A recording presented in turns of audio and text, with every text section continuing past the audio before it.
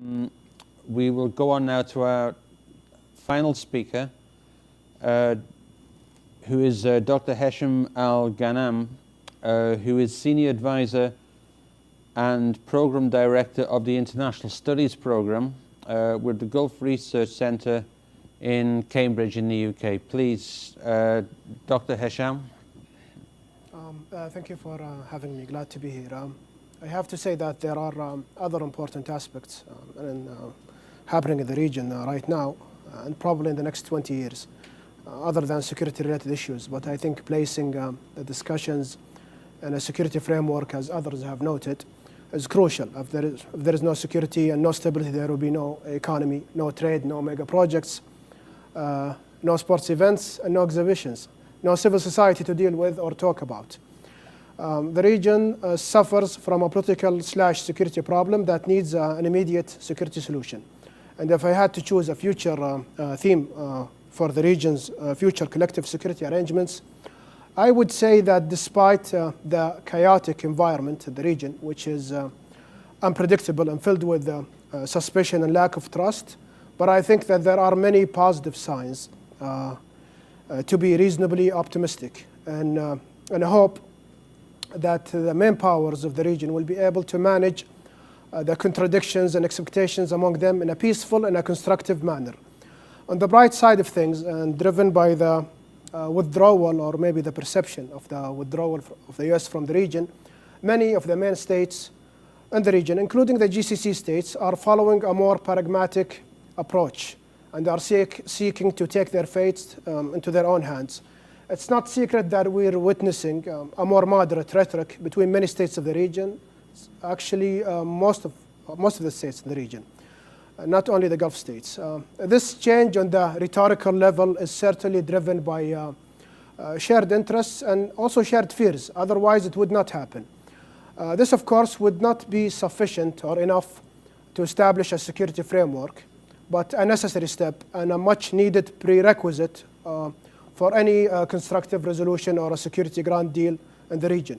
On the GCC side of things, despite the competition, especially on the economic side between the Arab Gulf states, a competition that would probably increase and accelerate in the near future, finding a way to deal with the expected consequences of such competition is crucial, and as it could be at certain times tough and also rough.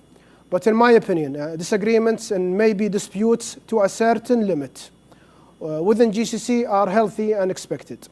A part of the evolvement process of the GCC, something that needs to take place to reach an equilibrium. These are not tribal sheikhs that engage with each other according to tribal law and customs, which could have been normal in the past. But not anymore, due mainly to the natural increase in popular demands and needs. These are full-fledged nation states, or at least heading into this direction. States that are trying to exit their interior box, a difficult process, maybe near impossible, and would certainly have consequences, internally and externally, that are associated with this transformation. I said this in the past and I repeat it. Competing and attracting FDI and having some sort of a strategic political alignment among the GCC would not be something easy to accomplish. It's a delicate balance and definitely a difficult task. And it wouldn't be strange if it turns out to be a win-loss situation. I recognize the strength of the counter-argument. My colleague, Dr. Omar Obaidli, what I am suggesting is, assuming it was a loss, it would be a bearable and maybe necessary loss in the grand scheme of things. Riyadh is eager to have a Gulfi unified front, as this would assist Riyadh on multiple paths and different levels. We saw what happened with recently with Al-Qardahi incident, Al-Qardahi affair. Almost all GCC, specifically Abu Dhabi, supported Riyadh actions in a way or another. Even Qatar did that. For the GCC, this unified front would play a decisive role in dealing with major fundamental challenges facing these monarchies that are related to the structure of the region and many of the regimes neighboring and surrounding the Gulf. This is definitely not the European Union. On one hand, we have Iran, the Islamic Republic, a revolutionary regime but not very revolutionary when it comes to the Fertile Crescent, specifically Syria or Lebanon or even Iraq. But in general, it's a regime, since its existence and since it came to power, seeks and also declares that it wants to reorder the status quo that dominated the region, a status quo that was supported by world powers, Americans and Europeans specifically, for decades.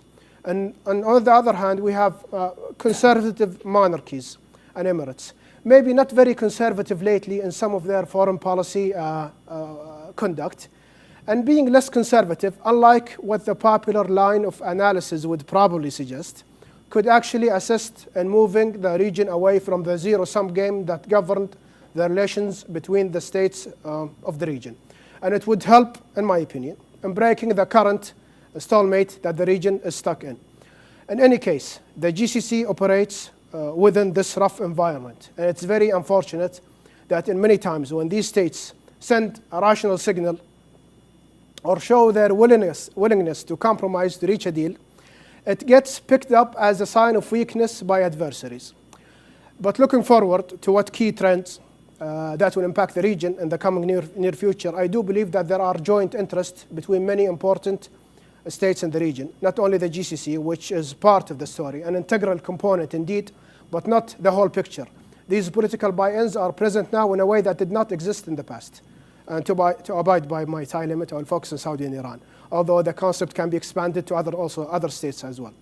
From the Saudi side, in an attempt to create a comprehensive security framework, there are abundant evidence that the Saudis want to engage in a serious discussion and a dialogue about the region's security with not only friends, but also with enemies. A qualitatively different approach than the near past, and a genuine interest. It's a strategic goal in itself for the kingdom, because this will assist Riyadh in establishing itself as a constructive regional player, not only in the Gulf, Al-Ula comes to mind, but in the wider region also. Is this shift in approach tactical? It could be, but I do not believe so for a number of reasons, actually. First, international regional support, which is needed by Riyadh for the kingdom's security aims, becomes more plausible with this shift. Also, the kingdom has an immense and difficult project in restructuring its economy to accommodate new generational aspirations and demands, confronting massive internal demands. Good governance, and this is crucial, is critical for the Saudis and the Gulf. Add to this formula the new security reality of the region. The US security umbrella is not enough. Gulf security will depend on the main states of the region, not the US or any other external power. So for the Saudis, it's security plus economy. And I'm being very transparent here. Closing the Yemeni file and fulfilling the targets of the Saudi vision. Whatever it takes to achieve this, the kingdom will engage in. De-escalation or maybe de-confliction with Iran and with other states in the region seems a necessary step in that regard from the Iranian side. And since we're speaking about a 20-year vision to redefine the Middle East. Iran has its strategic plan, the 20-year national vision of the Islamic Republic, which has social, economic, and political goals. And if the regime was sincerely seeking to reduce the heat in the region, and this is questionable, this ambitious plan, if serious, cannot be undertaken without a robust economy. A hostile neighborhood would be disastrous to such a plan. Also, in case of any upcoming deal with the West, it's better to have the Saudis and the GCC at least neutral to make any deal sustainable. Iran also has other rivals in the region. It's not only the Saudis or the GCC. So reducing the number of enemies wouldn't be necessarily a bad thing for Iran. Also, if you want the US out of the region, as Iran always asserts and claims, you cannot do this without dealing with the GCC concerns in a way that would increase the stability of the region as a whole. And every way you look at it, the battle with the Saudis and GCC is not cheap for the Iranians. Unfortunately, if this de-escalation or de-confliction doesn't happen, this vicious cycle will continue. Interventions from all sides will persist. Key issue here is Yemen. Everything, in my opinion, will depend on Yemen. Yemen is in deep crisis, but it could be a good starting point and a low-hanging fruit for all parties. And yes, the kingdom wants to end its engagement in Yemen, the military campaign specifically, and as soon as possible. And definitely the Saudis want the drone and missile attacks to stop. But I guarantee you that there will be no Saudi rush into a more serious turn in the talks with Iran without some sort of mutual understanding and agreement on what is needed to be done in both Yemen and also Iraq, where missiles and drones come from, and where Tehran unfortunately spends billions in addition to the network of militia it finances in the rest of the region. But Iraq and Yemen is what threatens Saudi and the Gulf most, not Syria or Lebanon. On the margin, a side note, very briefly. Again, the George Qardahi affair incident. I'm not a diplomat, so I can say with all due respect, Lebanon could be irrelevant for the GCC in its current circumstances. Geostrategically, I'm speaking. It's not Yemen or Iraq for the Saudis or the Gulf. So disengagement is easy, an affordable loss, but also important in scoring points against Iran. It's a card that can be used in any negotiations. Thus, an escalation is and was expected. Back to Al-Houthi, and do not get me wrong here. I'm not suggesting that Iran fully controls the Houthi or that the Houthi has no agency. No, what I'm saying is that Iran is able to send a clear signal that it supports a ceasefire in Yemen. It would be helpful to decrease supplying the Houthi with weapons. The weapons that Al-Houthi is using against Yemenis first are not made in the caves of Sana'a. If this happens, it will make a political solution more possible in Yemen. And I'm not being naive here. I'm not saying here that we should expect Iran to give up on Al-Houthi with no grand deal in the region. No, compromises from all sides are needed. But the issue here, why should anyone think that pressuring Saudis and forgetting about the Houthi and Iran would end the war? There is a civil war going in Yemen. Al-Houthi is a major part of the problem. The humanitarian crisis will continue to deteriorate if Al-Houthi did not stop his attacks on Yemenis. Without pressuring Iran and Al-Houthi, رفع السقوف, they say in Arabic, or raising the ceiling of their demands will never end. There is no limit, and no one should expect a limit. This dilemma will continue, and whoever is fighting the Houthi, and there are many in Yemen, will not surrender. And on compromises, compare the current scene, the mess and the misery that we have now in the region, to what could be done with better relations with Riyadh, where instead of spending these huge sums of cash externally, Iran could gain a lot, not only from the Saudis, the largest economy in the Middle East, but also from other states that will engage economically with Tehran once they see Riyadh moving into this direction. With no doubt, this could be a golden opportunity for GCC and Iran. There is definitely a window of opportunity here, but especially for the Iranians, since restoration of diplomatic ties with Saudi specifically would send a clear message to the neighborhood that Iran is a regional force that we can work with. I'm not saying here that there are no major obstacles. Actually, we have many of them. To mention a few really quickly. The Saudis have great doubts in Iran's intentions and engaging in dialogue. The practices of Iran till this moment confirm these fears. The gradual shift from hostile to inclusiveness by politicians is a helpful step, but with no practical action. We shouldn't expect any actual positive changes. There is also this Iranian belief that if we solve our issues with the West and the US, this would be automatically reflected on the relationships with Saudi or the Gulf. And this is very problematic. I mean, seeing Saudi as merely a part of the Western bloc. Iran also wishes for reestablishment of relations with no concessions, and that is not going to happen. The Iranians need also to assure the Saudis and the GCC that they would commit to what is agreed upon. No such assurance till this moment. De-escalation will certainly take time, and it's not easy, but all sides realize they have no option but to reach a compromise and some sort of an agreement. Maybe not everybody, but rational actors in the region do. And I'll give a very brief example since we already discussed climate change. States in this region are realizing now that climate change, global warming is real. It's not a joke. Major industries in the world are reducing their carbon footprint.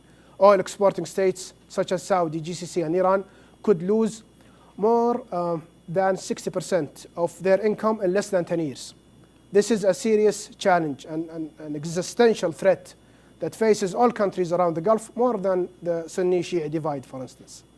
So in a nutshell, Iran is better off without mass protests and internal anger and maybe upheavals caused by economic difficulties. Saudi and the GCC states also will welcome a smaller defense budget and a peaceful Gulf. I will conclude by saying that it's expected and natural for states to compete in their sphere of influence. But pragmatism must be the norm and must prevail at the end. Without collective security and also an end to the Saudi GCC-Iran conflict, there will be no security framework in the region at all. Dialogue and confidence-building measures will not be enough to ease tensions and resolve conflicts. This is a total fantasy. Decrease in aggression will do. The conflict in the region was never about trust alone, but it's also it revolves around Iran's aligned groups and actions. Thank you.